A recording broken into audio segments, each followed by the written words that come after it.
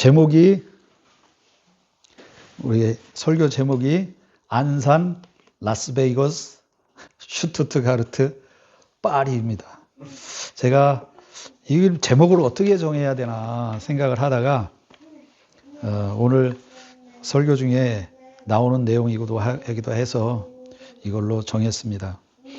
자, 오늘 말씀을 왜 안산, 라스베이거스, 슈투트가르트, 파리라고 했느냐 하면 안산, 라스베이거스, 슈투트가르트 이 세 도시는 출애굽한 이스라엘 백성을 남자만 장정만 한 60만이라고 그랬잖아요.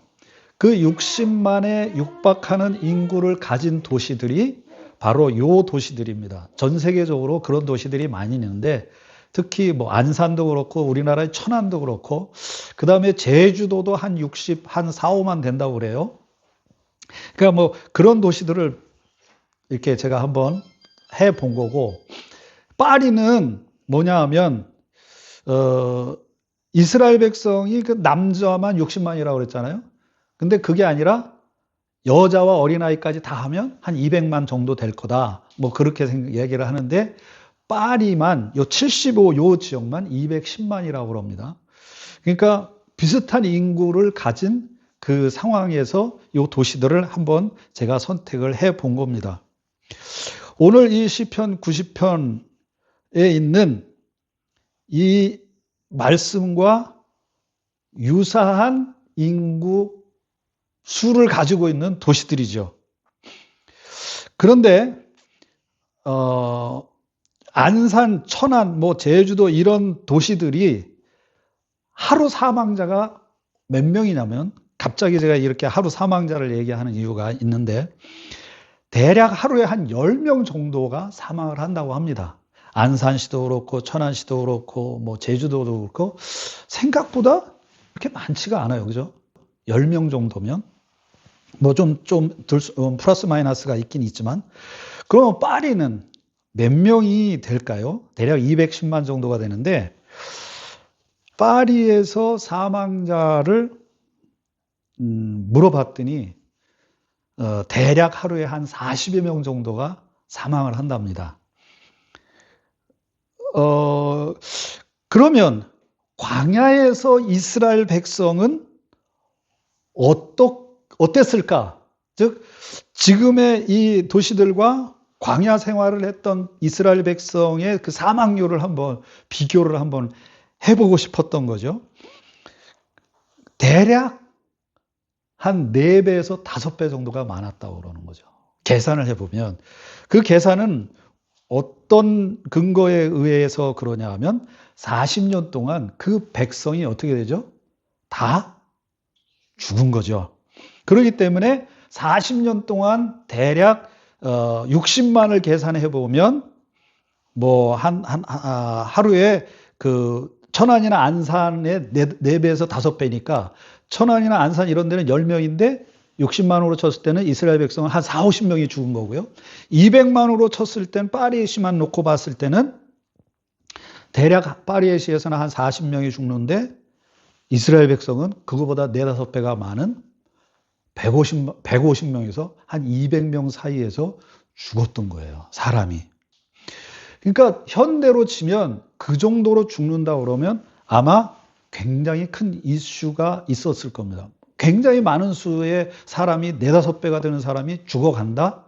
이 굉장히 쇼킹한 그런 일들이 많이 있었을 거라는 거죠. 그렇게 되면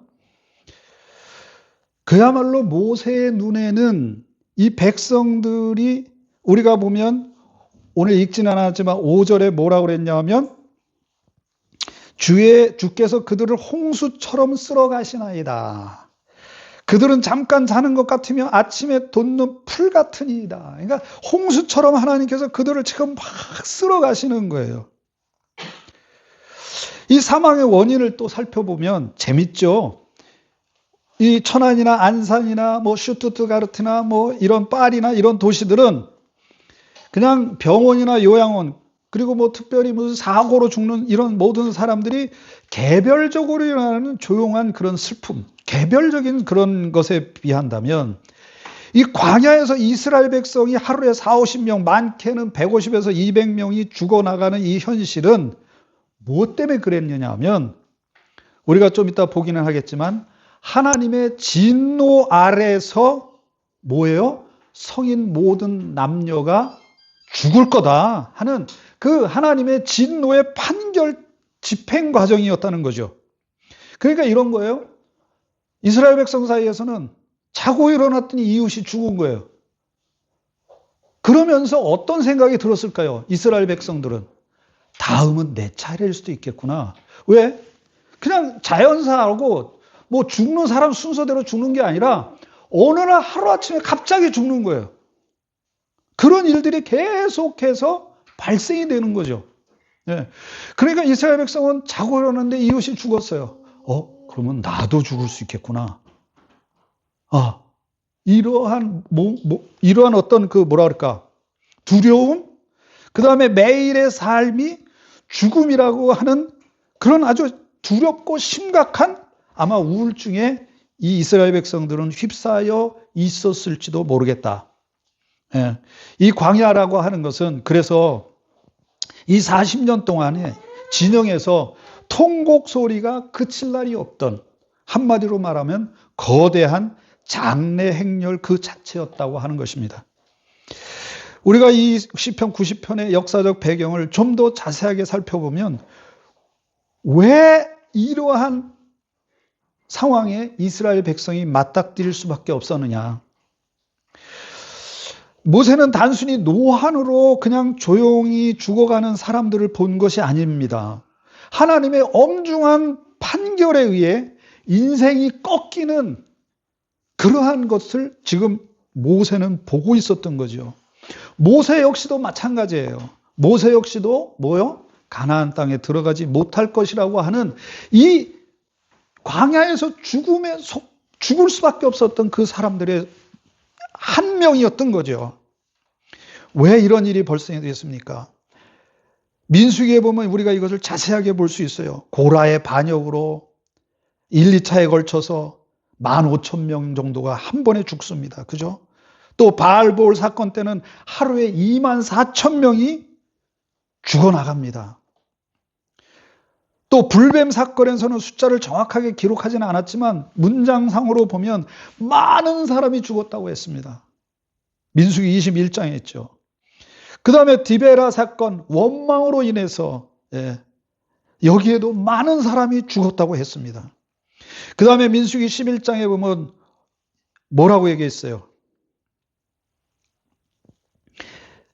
기브롯 핫다와 만나를 싫어하고 고기를 원하며 원망했던, 그래서 많은 사람이 죽었다. 그 다음에 결정적으로 민수기 14장에서 가데스 바네아 사건, 가나안 정탐 후 불신앙으로 일관했던 이스라엘 백성을 향해서 하나님께서 광야에서 너희가 모두 죽을 것이다, 이런 선언을 하게 된 것입니다. 이스라엘 백성은 끊임없이 하나님의 능력을 보고서도 끊임없이 하나님을 원망했습니다.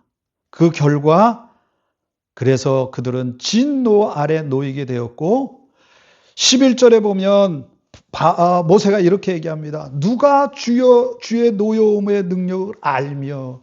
이건 무슨 말이냐니까? 무슨 말이냐 하면 바로 모세가 광야에서 직접 목격했던 불순종에 대한 하나님의 즉각적이고 엄위한 심판의 표현이라고 하는 것입니다. 그래서 이런 상황에서 지금 모세는 이 시편 90편을 기록하고 있는 거죠. 시편 90편 하나님의 모세의 사람 기도다, 이렇게 시작을 하고 있잖아요. 이런 상황에서 지금 모세는 하나님께 간곡하게 기도하고 있었던 것입니다. 4절 5절에 우리의 평생의 순간이 다 했습니다라고 탄식하며 그 허무한 죽음의 행렬을 보면서 우리의 손이 행한 일을 견고하게 해달라고 오히려 하나님께 그렇게 매달리며 기도하고 있는 거죠. 우리가 전도서 4장 7절도 보면 뭐라고 그랬어요? 지혜자의 마음은 초상집에 있으며 우매한 자의 마음은 즐거워하는 집에 있다. 2절에도 초상집에 가는 것이 잔치집에 가는 것보다 나으니 모든 사람의 끝이 이와 같이 됨이라. 산 자는 이것을 마음에 둘지어다 그랬습니다. 왜 솔로몬이 이런 말을 했는지 오늘 이 시편 90편과 연관되어서 연계해서 생각해 본다면 우리는 그 의미를 알 수 있을 거예요.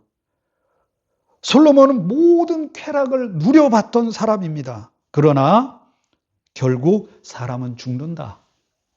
그리고 그 죽음 앞에서 겸손해지는 것만이 인간과 짐승의 차이가 있다. 만약 인간이 죽음이라고 하는 이 명제 앞에서 자신을 돌아보지 못하고 자기 자신을 겸손하게 해서 하나님 바라보는, 즉 하나님이 자기 인생을 향하신 역사하시는 그 일들을 깨닫지 못한다면 무엇과 같은 거라고 말하는 거냐면 짐승과 다름이 없다. 예. 그래서 시편 49편에 뭐라고 얘기합니까? 시편 49편에도 12절 20절에 사람은 존귀하나 장구하지 못하며, 예, 사람은 존귀합니다. 그러나 반드시 죽습니다. 멸망하는 짐승과 같도다. 그런데 존귀하지만 깨닫지 못하는 사람은 바로 그 멸망하는 짐승과 같다라고 지금 이야기하는 것이지요. 시편 90편은 이러한 뭐라 그럴까요? 메시지를 담고 있는 거죠. 하나님의 전능하심의 그 은혜를 체험하며 출애굽을 한 백성들이 끊임없이 하나님 앞에 원망하고 불평하면서 지나가며 그들이 그 하나님의 징계하심으로 하나님의 그 뭐라 그럴까요? 그 심판하심으로 그들이 죽어나가는 그 모습을 보면서 모세는 단순히 하나님 앞에 오 주님 저들이 죽지 않게 해주십시오. 이 상황을 바꿔주십시오. 이렇게 기도했던 것이 아니라 뭐라고 지금 기도하고 있는 것이에요? 하나님 우리에게 지혜의 마음을 얻게 해주시고 우리에게 12절에 보면 우리에게 우리 날 계수함을 가르쳐 주십시오. 네, 이렇게 이야기하며 기도하고 있는 것입니다. 그리고 17절에 우리 하나님 은총을 우리에게 내려주셔서 우리의 손이 행한 일을 우리에게 견고하게 하소서. 예. 12절에 다시 말씀드리면 시편 49편 이 말은 12절에 모든 인간의 운명이 다 운명을 말했다면 20절은 그 운명을 대하는 태도를 말하는 것입니다. 죽음이 온다는 사실을 알고 영원한 가치를 분별하지 못하고 세상 재물만 의지하는 자는 도살장에 끌려가면서도 이유를 모르는 짐승과 같다. 그것이 바로 영적 비극이다. 아무리 잘나도 12절은 뭐라고요? 인간은 반드시 죽는다. 그리고 20절에 결론적으로 그 죽음이 오는데도 깨닫지 못하고 세상 것만 붙들고 있는 것이 진짜 비참한 짐승과 같은 삶이다. 예. 시편 90편으로 다시 돌아와 보면 그렇기 때문에 모세는 지금 단순하게 여호와 하나님 우리의 이 상황을 바꿔주십시오. 혹은 우리의 죄를 용서해 주십시오. 이렇게만 기도하고 있는 것이 아니라 무엇을 하고 있다고요? 깨닫게 해달라고 기도하고 있는 거랍니다. 깨닫게 해달라. 지혜를 얻게 해달라. 무엇을 깨닫게 하고 무엇의 지혜를 얻게 해달라고 하는 것입니까? 바로 주의 노여움의 능력과 진노의 두려움을 알게 해달라고 이야기합니다. 예. 주의 노여움을 알게 해주시고 주의 분노의 그 두려움을 알게 해 주십시오. 11절 누가 주의 노여움의 능력을 알며 누가 주의 진노움의 두려움을 알리까? 왜 이런 것을 말하고 있나요? 바로 하나님의 공의와 두려움의 노여움의 두려움 그 어떤 것들을 우리가 깨달을 때 비로소 인간은 자신을 알게 된다고 하는 것이죠. 자신이 얼마나 작은 존재인지 자기가 얼마나 하찮은 존재인지를 뭐 한다는 거예요? 깨닫게 된다는 것이죠. 예. 그래서 우리의 날 계수함을 가르쳐 달라고 이야기하는 것입니다. 이건 단지 내가 몇 년 살지 계산할 수 있게 해달라는 것이 아니라 언젠가 내가 창조주 앞에 서서 내 삶을 결산할 때가 온다는 사실을 자각하게 해달라고 하는 것입니다. 여러분, 이것이 지금 우리에게 먼 미래 얘기가 아니라 지금 이 순간을 살아가면서 우리가 당연히 생각해 봐야 할 인생의 중차대한 문제라고 하는 것을 지금 이 시편은 우리에게 말하는 것입니다. 그럴 때만이 나의 이 유한하고 나의 하찮음을 인정할 때만이 우리는 무엇을 할 수 있다? 교만을 버리고 하나님을 의지하는 진정한 지혜를 얻을 수 있다고 이야기하는 것입니다. 그래서 이 주의 노여움에 대한 두려움, 즉 경외하는 이 마음을 가지고 비로소 우리는 은혜로 나아갈 수 있게 된다는 것입니다. 주의 진노와 두려움을 아는 것은 그래서 절망으로 끝나는 것이 아니라 무엇이라고요? 하나님의 긍휼을 구하는 단계로 우리가 넘어가게 된다. 보십시오. 나의 비참함과 노여움의 능력을 내가 알도록 해 주십시오. 그래서 13절에 뭐라고 얘기합니까? 우리를 불쌍히 여겨주소서. 여호와여 돌아오소서. 언제까지니까 주의 종들을 불쌍히 여겨주십시오. 이렇게 이야기하고 간구하고 있고요. 그 다음에 그러기 때문에 우리 인생이 수고하고 슬픔뿐임을 알기에 우리가 행하는 모든 것들이 주님 없이는 아무것도 아닌 것을 알았기에 17절에 우리의 손이 행한 일을 주님 견고하게 해 주십시오. 지금 이렇게 모세는 간구하고 있는 것입니다. 결론적으로 말씀을 드리자면 하나님의 엄위하심, 즉 노여움을 우리가 올바르게 깨닫고 그 하나님을 경외할 줄 아는 사람이 되었을 때 비로소 우리 자신에게 주어진 이 짧은 시간의 소중함과 가치를 깨닫고 그 시간을 하나님의 뜻에 합당하게 살 수 있는 지혜를 얻게 된다. 이것이 오늘 시편 90편이 우리에게 전해주는 말씀인 것입니다. 특별히 하나님의 엄위하심, 노여움을 우리가 알아야 한다. 이 부분에 있어서 한번 분명하게 짚고 넘어가야 할 것이 있다면 그건 바로 무엇을 우리가 깨닫는 것이냐면 나의 존재, 즉 내가 아무리 하나님 앞에 의롭게 보이는 삶을 산다 할지라도 결국은 나는 죄인이다. 나는 주님의 은혜 없이는 아무것도 아닌 존재다. 이것을 하나님께서 우리에게 깨닫게 하시기를 원한다는 거죠. 우리가 깨닫기를 원하시는 것의 가장 근본적인 거 바로 뭐냐면 내가 죄인이다. 하나님의 은혜 없이는 나는 아무것도 아닌 존재다. 예. 그래서 이 시편 90편은 왜 우리에게 복음이 필요한가를 깊이 보여주기도 합니다. 깨닫고 그래서 단순히 인간답게 살아라. 짐승처럼 살지 말고 인간답게 살아라. 이것을 단순히 이야기하는 것이 아니라 첫째로 인간의 현실을 분명하게 보여주므로 어떤 현실이요? 주의 두려움 앞에 섰을 때, 즉 나의 죄로 인하여 나는 쓰러져가는 그런 존재라고 하는 것을 깨닫게 될 때 우리는 무엇을 할 수 있어요? 비로소 전능하신 그 존재를 우리가 찾고 붙들 수 있게 되는 것입니다. 예수 그리스도를 붙들게 되는 거죠. 예수 그리스도의 그 은혜를 의지하며 살아가게 되는 거죠.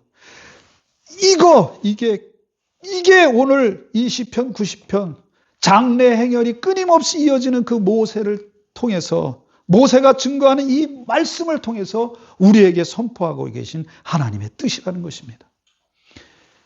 아무리 인생이 그럴듯하게 보이고 아무리 인생이 성공하는 것처럼 보여도 마지막 날 마지막 순간에 잘하였다 종아 이 칭찬 한마디 듣지 못하고 나는 너를 알지 못한다 라고 하는 이 하나님의 엄위하신 진노의 말씀을 우리가 듣게 된다면 내 인생이 무슨 의미가 있느냐 이겁니다.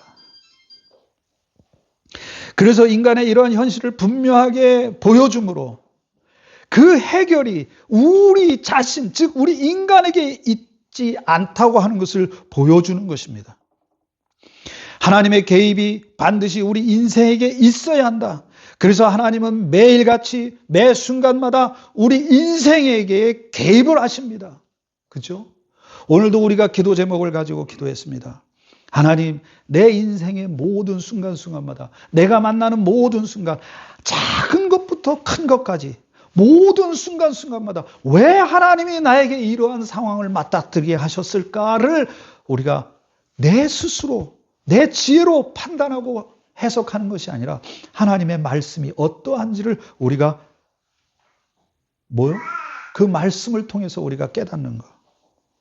누가 주의 진노의 두려움을 알리까? 이 말씀 속에는 이런 뜻이 있는 것입니다. 나의 문제로 주님이 들어오시는 것이 아니라 주님께로 내가 들어가는 것입니다. 이건 무슨 말이냐 하면 우리가 하나님을 찾을 때 내 문제를 가지고 하나님을 찾는 것이 아니라 그것은 주님 앞에 내려놓고 뭐 하는 거예요? 하나님의 말씀을 듣는 거죠. 그래서 내 문제에 대해서는 하나님이 지금 당장 나에게 시원하게 어떤 해결책을 주지 않고 그 다음에 나에게 어떤 말씀을 하지 않더라도 매일매일의 삶에서 누구를 따라갈 때? 하나님의 말씀을 따라갈 때 주의 두려움을 알고 내 인생이 가야 하는 그 목적을 안다는 거예요. 그렇게 할 때 어떻게 된다는 겁니까? 바로 주께서 우리와 함께 하시기 때문에, 나와 함께 하시기 때문에 내가 내 뜻을 살아가는 것이 아니라 내가 내 방식대로 내 인생을 살아가는 것이 아니라 어떻게 해요? 여호와 하나님의 그 뜻을 따라 비로소 세워져가는 내 인생이 되기 때문에 그래서 뭐라고 하는 거예요? 17절에 우리의 손이 행한 일을 견고하게 하소서. 단지 우리의 기도를 들어 응답해 주십시오. 내가 원하는 것이 이건데 하나님 내 이 뜻을 이루어 주십시오. 이런 것이 아니라 이 시편 90편에서 말하는 우리의 손이 행한 일을 견고하게 해달라고 하는 이 말씀은, 이 선언은 바로 주님 내 문제를 내려놓습니다. 주님이 지금 나에게 말씀하시는 것, 그것이 이 문제와는 상관이 없더라도 나는 그 말씀을 따라 하루하루 살아가겠습니다. 이 결단이라는 것이죠. 자, 이제 말씀을 맺겠습니다. 두 가지 질문을 제가 저 자신과 우리에게 해보겠습니다. 모세는 쓰러져가는 동료들을 바라보며 자기 동료들이었거든요. 자기와 함께 그 하나님의 어미하심을, 그 하나님의 능력을 경험하면서 출애굽을 했던 그들을 바라보며 그들이 쓰러져가는 그 모습들을 바라보며 모세는 자기를 돌아보기 시작했을 것이고 또 인생의 의미가 무엇인지를 이 시편 90편을 통해서 우리가 볼 때 생각해 보았다는 것입니다. 그것을 우리가 알 수 있는 거죠. 이것이 은혜입니다. 그죠? 이것이 은혜입니다. 이것이 짐승과 같지 않은 삶, 즉 하나님이 우리에게 주신 그 고귀한 삶에 가장 접근된 삶이라는 거죠. 쓰러져가는 동료들을 바라보며 아이고 저놈은 죽을 수밖에 없었던 놈이야. 그래 니들은 죽어도 마땅해. 그렇게 하나님을 원망하고 맨날 하나님 앞에 불평했으니 너희들은 죽는 게 마땅해. 이렇게 모세는 생각한 것이 아니라 그들의 죽음을 바라보면서 자기도 언젠가는 그렇게 죽을 수밖에 없는 존재라는 것을 깨달으며 뭐 하는 거예요? 지금 자기 인생을 뒤돌아봤다는 거죠. 이것이 은혜이죠. 우리는 어떻습니까? 나는 인생을 돌아보며 살아가고 있습니까? 과거에 일어났던 일을 단순한 나의 실패 혹은 수치스러운 일들로만 치부하고 전능하신 하나님의 손길이 내 인생을 주관하고 계신 것에 대해서는 생각해 보는 일을 지금 실패하고 있지는 않습니까? 만약 그렇다면 우리는 살았으나 산 자가 아니라 살았어도 죽은 자와 같은 삶을 사는 짐승과 같은 삶을 사는 것이죠. 이렇게 다시 한번 질문을 해보겠습니다. 내 과거는 모든 인생의 날들은 지금 나로 하여금 주님을 더 붙들게 하고 있는가? 예. 주님, 내가 하는 이 모든 일을 더욱 견고하게 하소서. 이건 단순히 성공을 위해서 내 기도에 응답을 부르짖는 기도가 아니라고 그랬습니다. 주님, 지금 나는 내 과거를 돌아볼 때 주님을 더 붙들고 있습니까? 아니면 단순히 지워버리고자 애쓰는 그냥 괴로웠던 어떤 그 시간들로 끝나고 있지는 않습니까? 하고 우리는 우리 자신에게 질문해 봐야 합니다. 존귀 하나 깨닫지 못하는 사람은 멸망하는 짐승과 같다. 그랬습니다. 두 번째, 주께서 16절 17절을 저 행하신 일을 주의 종들에게 나타내시며 주의 영광을 그들의 자손에게 나타내소서. 주 우리 하나님의 은총을 우리에게 내리게 하시고 우리의 손이 행한 일을 우리에게 견고하게 하소서. 우리의 손이 행한 일을 견고하게 하소서. 자, 이 말씀을 통해서, 오늘 본문의 말씀을 통해서 나는 나의 노력이 아닌 주님의 행하심을 진심으로 기대하며 온 마음을 의지하고 그렇게 주님을 의지하고 있는가? 나의 뜻과 바람이 하나님의 은총 안에 머물러야 참되고 가치 있는 것을 안다면, 그렇다면 진심으로 주님의 행하심을 기대하며 살아가고 있는가? 특별히 모세는 자신에게 주님의 뜻이 이루어지지 않더라도, 여기 참 안타깝더라고요. 저는 이 부분에 있어서. 주께서 행한 일을 주의 종들에게 나타내시며 주의 영광을 그들에게 자손에게 나타내소서. 직전에서 가나안 땅에 들어가지 못하고 그 땅을 그저 쳐다봐야만 했던 모세. 잘 먹고 잘 살아라 니들끼리. 나는 거기 못 들어간단다 야. 이 니들 마음대로 해라. 아이고 난 이제 모르겠다. 나는 들어가지도 못하는 가나안인데 아이고 니들 마음대로 하라. 이런 것이 아니라 어떻게 했어요? 끝까지 하나님, 나는 저기 못 들어가지만 주님의 뜻하신 것을 내 자손들에게 이루어 주십시오. 예. 자신에게 그 뜻이 이루어지지 않더라도 모세는 자손들에게 주의 영광이 나타나기를 기도하고 있습니다. 특별히 이렇게 질문을 드려보겠습니다. 나는 지금 내 눈앞에 당장 열매가 없더라도, 무언가 손에 잡히지 않더라도 하나님의 전능하심과 행하심을 믿음으로 묵묵하게 지금 나아가고 있는가? 사랑하는 우리 성도 여러분, 오늘 특별히 이 말씀을 듣고 있는, 유튜브를 통해서든지 말씀을 듣고 있는 여러분 모두에게 여러분 자신을 깊이 돌아보는, 그리고 다시 주님 앞으로 나아가는 은혜가 있게 되기를 주의 이름으로 축원합니다. 다시 말씀을 드리지만 내 과거가, 내가 살아온 인생이 그저 단순히 지워버리고 싶은 하나의 어떤 그런 일들로만 치부해버리지 마시고, 왜 그때 그 일이 나에게 일어났을까? 왜 그 일을 하나님이 그때 나에게 그렇게 행하셨을까? 이 일들을 생각해보고 그것이 말씀으로, 하나님의 은혜로 해석되어지는 역사가 있게 되기를 주의 이름으로 축원합니다. 그리고 시편에 있는, 이 90편에 있는 모세의 기도와 같이 하나님을 전적으로 의지하고 붙드는 우리 모두가 되기를 주의 이름으로 다시 한번 축원합니다.